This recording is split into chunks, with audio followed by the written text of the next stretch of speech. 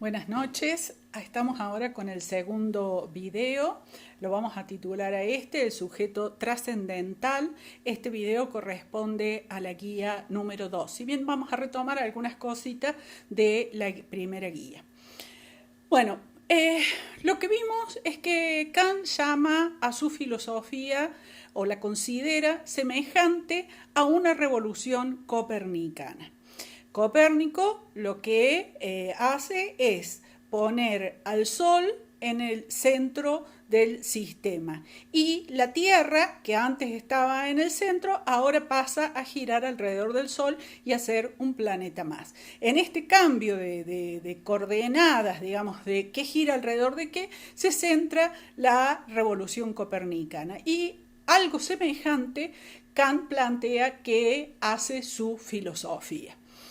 Antes, en la época clásica, el conocimiento giraba alrededor de las cosas, es decir, las cosas tenían propiedades y el conocimiento, el sujeto cognitivo, trataba de captar esas propiedades.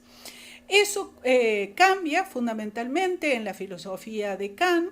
¿Y en qué consiste la novedad? En que ahora los objetos giran alrededor del conocimiento. Es decir, el conocimiento es el que va a constituir los objetos. El conocimiento es el que está en el centro. Esto tiene algunas implicancias. Primero, que el mundo que va a generar esos objetos, o sea, el mundo que se va a conocer, es un mundo humano. ¿Por qué? Porque las estructuras cognitivas con las que se accede a ese conocimiento son humanas. Es la razón humana. Recuerden que estamos hablando del sujeto trascendental, que es la razón humana. Por eso habla de un mundo humano, ¿sí? Otros animales viven en otros tipos de mundos, ¿no? No sé, los caballitos de mar viven en un mundo de caballitos de mar. Los humanos vivimos en un mundo humano. ¿Por qué? Porque nuestras estructuras cognitivas son las que constituyen los objetos, ¿sí? Y de esa forma, esos objetos son de alguna forma el reflejo de esas estructuras. Bien, habíamos visto también que Kant escribe una obra que se llama Crítica de la razón pura. En esa obra él estudia justamente a este sujeto trascendental y de cómo ese sujeto trascendental hace posible al conocimiento de ese mundo natural y cómo lo constituye, ¿sí? Entonces, crítica es un término que empieza a tener ese sentido a partir de Kant, de una reflexión donde no se toma nada como dado, sino justamente que responde al interrogante de cuál es la condición de posibilidad de algo determinado. Eso es una pregunta crítica. Tiene el sentido justamente cuando nosotros decimos, por ejemplo, que pensamos que una universidad debe promover entre sus miembros el pensamiento crítico, ¿sí? El pensamiento crítico no quiere decir que criticamos o hablamos mal de alguien, sino que justamente colocamos ese interrogante sobre la condición de posibilidad. Es decir, nada es dado, nada es naturalmente dado, sino que justamente hay algo que lo hace posible. En este caso, en el caso de Kant, es ese sujeto trascendental que es la razón humana. Entonces, es una crítica, es ese estudio, una reflexión, ¿y de qué? De esta razón humana, pura. ¿Por qué? Porque no la toma con los elementos que provienen de la experiencia, sino que justamente es esa razón tomada en su propia estructura, ¿sí? Sin que esté contaminada con elementos empíricos. Bien, esa razón pura, ¿sí?, es la que vamos a estudiar en la crítica de la razón pura, de lo cual nosotros hicimos un cuadro en la guía anterior y en el video anterior. Colomer, por ejemplo, dice que el título correcto de este texto tendría que haber sido Crítica de la razón pura teórica, ¿sí? ¿Por qué? Porque aquí lo que está estudiando es justamente la razón teórica, es decir, la razón orientada al conocimiento. Bien, para Kant el conocimiento científico está constituido por juicios, ¿sí? Vamos a decir, enunciados, ¿sí? Eso, en la época de Kant, los lógicos distinguían dos tipos de juicios, los juicios analíticos y los juicios sintéticos. Un juicio analítico es aquel en donde el sujeto y el predicado nos ofrecen la misma información. Es decir, que si nosotros tenemos un texto y donde va el término que está o el concepto que está en el sujeto, lo sustituimos por el concepto que está en el predicado, no va a haber diferencia de contenido. Por ejemplo, supongamos el siguiente juicio. El triángulo es una figura de 3 ángulos, ¿sí? Entonces, el sujeto, el triángulo. Figura de 3 ángulos, el predicado. O sea, el sujeto del triángulo y figura de 3 ángulos, el predicado. Si nosotros comparamos la información, vemos que es la misma, porque figura está contenida en el concepto de triángulo, de 3 también, ángulo también. Entonces, daría lo mismo en un texto decir triángulo o decir figura de 3 ángulos. ¿Por qué? Porque la información es la misma. Por lo tanto, sujeto y predicado nos dan la misma información. Es un juicio analítico. Los juicios analíticos tienen la característica de son juicios universales, aquí se habla de todos los triángulos, son juicios necesarios. ¿Por qué? Porque si el triángulo es una figura de 3 ángulos, eso es verdadero, entonces es imposible que haya un triángulo que no sea una figura de 3 ángulos. Entonces, ahí hablamos de necesidad lógica, ¿sí? Y son juicios a priori. Habíamos visto que a priori significa independiente de la experiencia. Por lo tanto, en este tipo de juicios, la verdad se establece de modo a priori. El otro tipo de juicios son los juicios sintéticos, ¿sí? En los juicios sintéticos, la información del sujeto y del predicado es una información diferente. Por ejemplo, supongamos el libro es azul. El sujeto, el libro, el predicado es azul. Azul no está contenido en el concepto de libro, por lo tanto, nos ofrecen ambos conceptos información diferente. Entonces, esta es una característica de los juicios sintéticos. Además, estos juicios tienen las siguientes características. Son a posteriori, es decir, que su verdad sí depende de la experiencia, ¿sí? Son juicios particulares. ¿Por qué? Porque el libro es azul, no está hablando de todos los libros, ¿sí? No es como en el caso del triángulo, es una figura de 3 ángulos que se hablaba de todos los triángulos. Y además estos juicios son contingentes. ¿Por qué? Porque el juicio, el libro es azul, es verdadero, pero también el libro no es azul, también puede ser verdadero. Por lo tanto, ¿por qué? Porque hay libros que son azules y libros que no son azules. O sea que no hay una imposibilidad lógica de que su contrario sea verdadero. Por lo tanto, son juicios contingentes. Pueden ser verdaderos o pueden ser falsos. Bien, entonces Kant se pregunta por cuáles de estos juicios está constituido el conocimiento científico. Y vimos que los juicios analíticos tenían cosas que eran buenas, ¿no? Por ejemplo, el ser universales, el ser a priori, el ser necesarios. Sin embargo, tienen un gran defecto y es que no agregan conocimiento, no agregan nueva información porque se repite en el sujeto y en el predicado la misma información. Por lo tanto, esto para Kant es un problema, ¿sí? Entonces él va a decir, la ciencia no puede estar constituida por juicios analíticos. ¿Qué pasa con los sintéticos? Los sintéticos sí agregan conocimiento, pero la ciencia no puede estar constituida por juicios particulares, por juicios a posteriori, por juicios contingentes. Entonces Kant dice, la ciencia no puede estar constituida ni por juicios analíticos ni por juicios sintéticos. Y él va a proponer un tercer tipo de juicio, que son los juicios sintéticos a priori. Los juicios sintéticos a priori, como todo juicio sintético, sí aumentan conocimiento, es decir, que la información que se da en el predicado es diferente de la del sujeto y tienen todo lo bueno que tenían los analíticos, es decir, porque son a priori, es decir, son universales y son necesarios. Entonces, estos son los juicios sintéticos a priori por los que estaría constituida la ciencia. Un ejemplo, por ejemplo, si decimos la línea recta es la distancia más corta entre dos puntos, ¿sí? Siempre viendo esto dentro de la geometría euclidiana, que es la que considera Kant.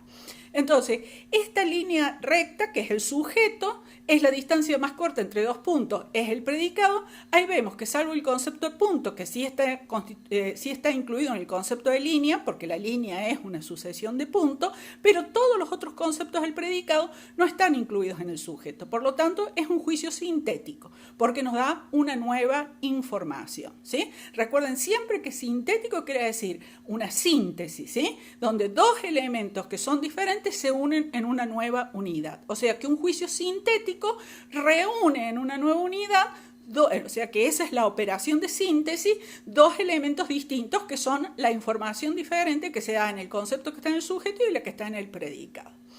Bien, entonces esta idea de juicios sintéticos a priori nos permite, y que solo está en el conocimiento científico, nos permite modificar las preguntas, o por lo menos decirlas de otra forma, que habíamos planteado en el cuadro.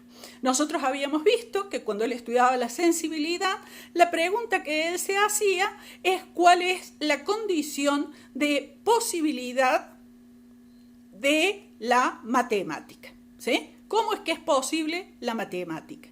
Y allí ahora vamos a plantear de nuevo la pregunta: ¿cómo es que son posibles los juicios sintéticos a priori en la matemática? ¿Sí? O sea, ambas preguntas equivalen. O sea, que él no duda que la matemática esté constituida por juicios sintéticos a priori, porque la matemática es ciencia, ¿sí? La pregunta es, entonces, ¿cómo son posibles esos juicios sintéticos a priori en la matemática? Después, con la física también se pregunta eso. Antes nos preguntábamos, o la forma en que habíamos planteado la pregunta, es cómo es posible la física como ciencia, ¿sí? ¿Cuál es la condición de posibilidad? ¿Qué es lo que ha hecho posible que la física sea ciencia? O la ciencia como física, ¿no? Entonces ahora la reformulamos. ¿Cómo son posibles los juicios sintéticos a priori en la física? ¿Sí? Y la pregunta ahora para la metafísica. Habíamos cambiado allí con respecto a las dos anteriores y la pregunta era, ¿es posible la metafísica como ciencia? Y habíamos visto que la respuesta es no.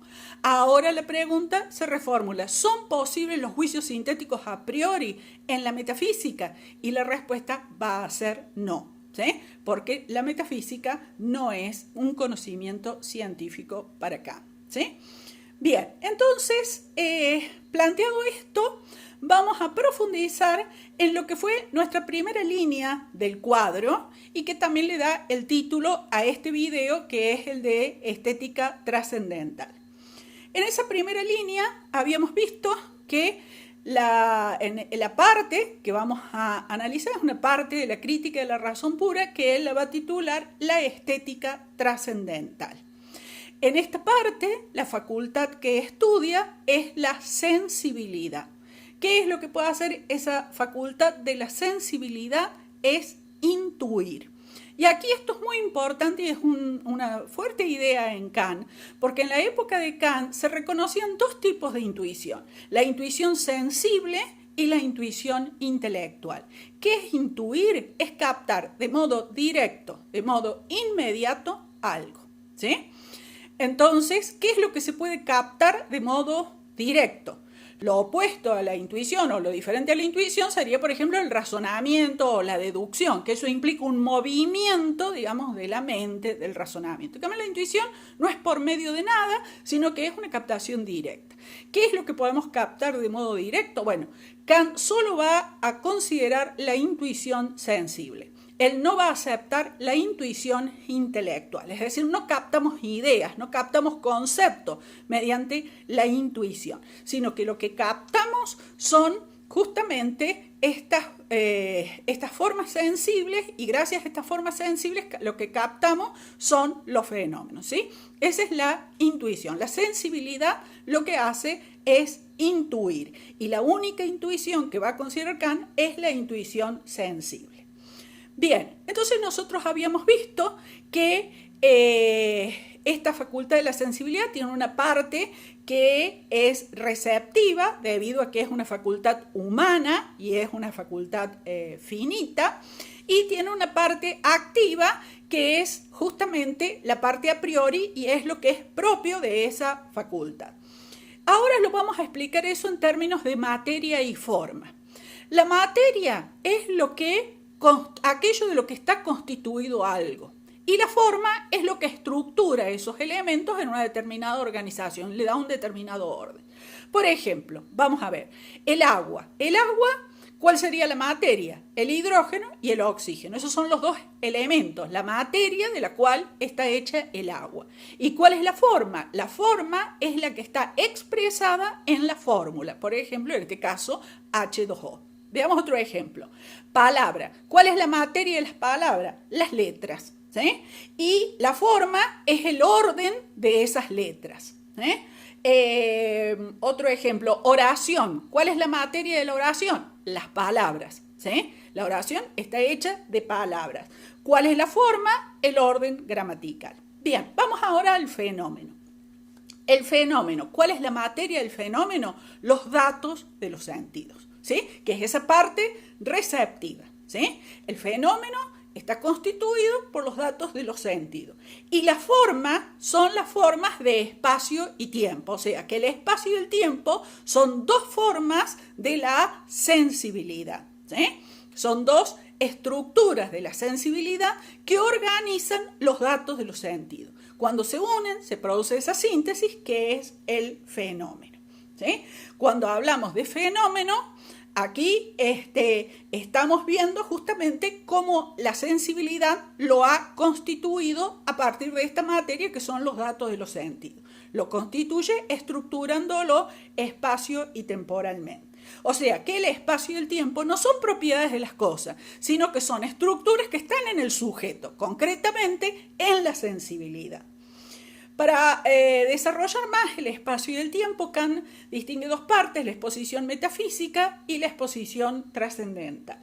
En la exposición metafísica, él va a explicar dos tesis. Una de ellas es que el espacio y el tiempo son a priori, es decir, que no dependen de la experiencia. Son estructuras independientes de la experiencia, son estructuras que están en la sensibilidad, que son la sensibilidad, constituyen la sensibilidad. Bien, la otra tesis es que no son conceptos, son formas, pero no son conceptos. Primero porque la sensibilidad no puede elaborar conceptos ni tener conceptos, ¿sí? Eso va a ser después tarea de la otra facultad que vamos a estudiar luego, que es el entendimiento. Entonces, pero además, porque para que haya conceptos tiene que haber una pluralidad de algo para que se pueda tener un concepto. Y hay un solo espacio y un solo tiempo. Por más que nosotros veamos divisiones del espacio, o el espacio de aquí adentro y el espacio de afuera, pero sin embargo son partes de un mismo espacio. El espacio es uno solo, ¿sí?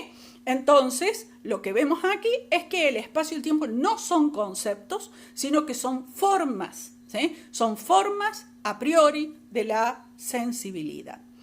Y en la exposición trascendental lo que va a decir es que espacio y tiempo son necesarios ¿para qué? Para la experiencia. O sea, que el espacio y el tiempo son la condición de posibilidad, no solamente de lo que va a ser la ciencia, ¿sí? Cuando después se una con el entendimiento, sino que son necesarias también para la experiencia.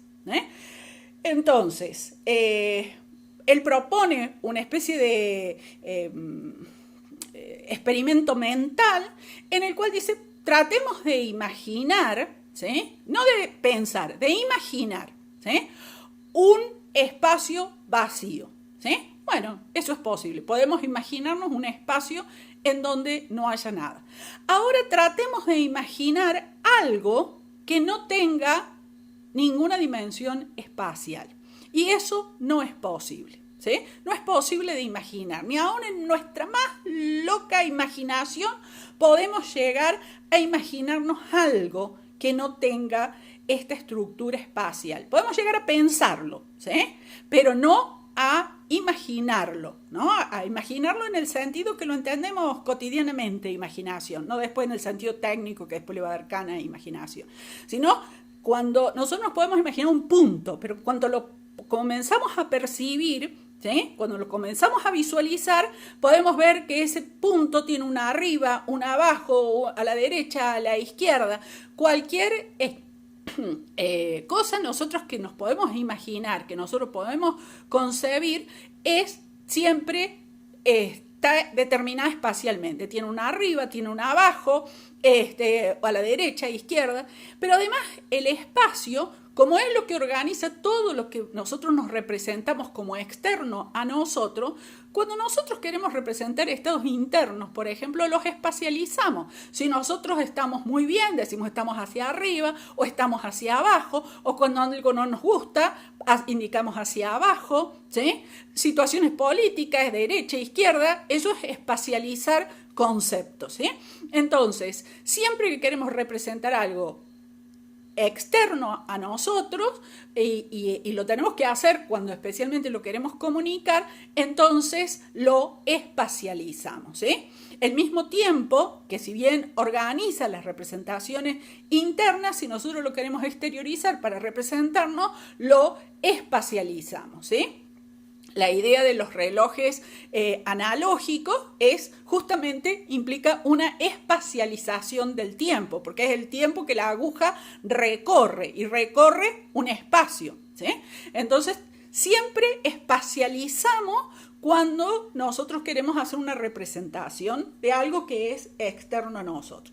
El tiempo es una representación, el tiempo es una forma que organiza todo lo que es interno al sujeto, nuestras representaciones, nuestro conocimiento, nuestros recuerdos, toda nuestra memoria está organizada temporalmente.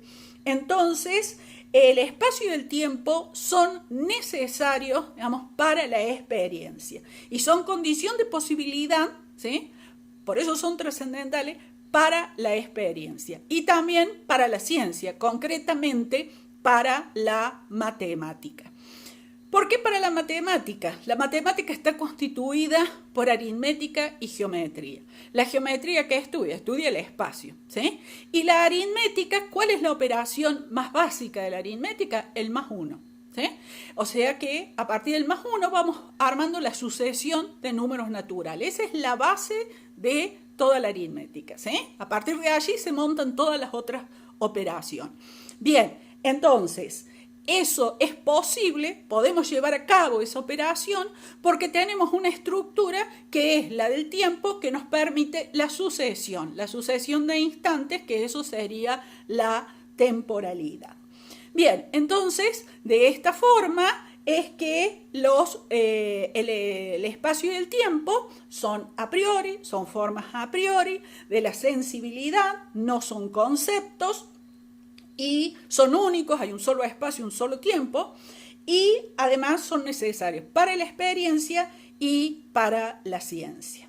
Bien, esto decíamos que cuando estas estructuras, espacio y tiempo, estas formas organizan los datos de los sentidos, se da el fenómeno. Y es la base del conocimiento, porque después con esa base el entendimiento va a constituir después los objetos. Es decir, que lo único que podemos conocer son objetos fenoménicos, es decir, objetos que tienen esta base fenoménica. Por lo tanto, esa ciencia, ¿sí?, que tan admirada por Kant, lo único que puede conocer son los fenómenos. Y los fenómenos es la apariencia, es como las cosas se nos muestran y no lo que las cosas son en sí mismas. Por eso hay una distinción entre lo que es el fenómeno como opuesto a lo que es el noumeno. El noumeno o cosa en sí, ¿sí? El noumeno o cosa en sí, ¿sí?, es justamente lo que las cosas son en sí mismas, ¿sí? Entonces tenemos el fenómeno en oposición al noumeno. La ciencia de Newton, ese gran logro de la humanidad, no puede conocer lo que las cosas son en sí mismas. El ser humano no tiene acceso, ¿sí?, sino que conoce la apariencia, cómo se manifiestan las cosas, ¿sí? Entonces, el noumeno es un concepto límite, ¿sí? Recuerden siempre que Kant es el filósofo de los límites, ¿sí? Entonces, ese límite, ¿sí?, El noumeno no está para desarrollar lo que es, puesto que no podemos decir qué es, puesto que no tenemos acceso a ese noumeno. El noumeno, ¿sí?, es justamente un límite.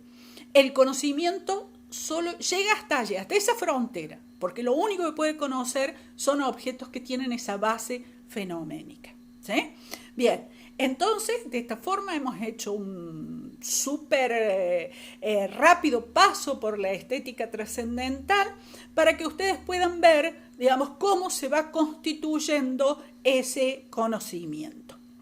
Entonces, lo que nos tiene que quedar acá es este límite, ¿sí?, que aparece en la ciencia. Y este primer paso, cómo comienza la experiencia con la sensibilidad. Cómo comienza la experiencia con la sensibilidad y cómo comienza la ciencia con la sensibilidad. Pero sabemos que no queda aquí, sino que después va a intervenir otra facultad más. Bueno, estas es las ideas básicas de la guía número 2. Este video se va a llamar La estética trascendental y en el próximo video ya vamos a comenzar con la analítica trascendental. Buenas noches y hasta el próximo video.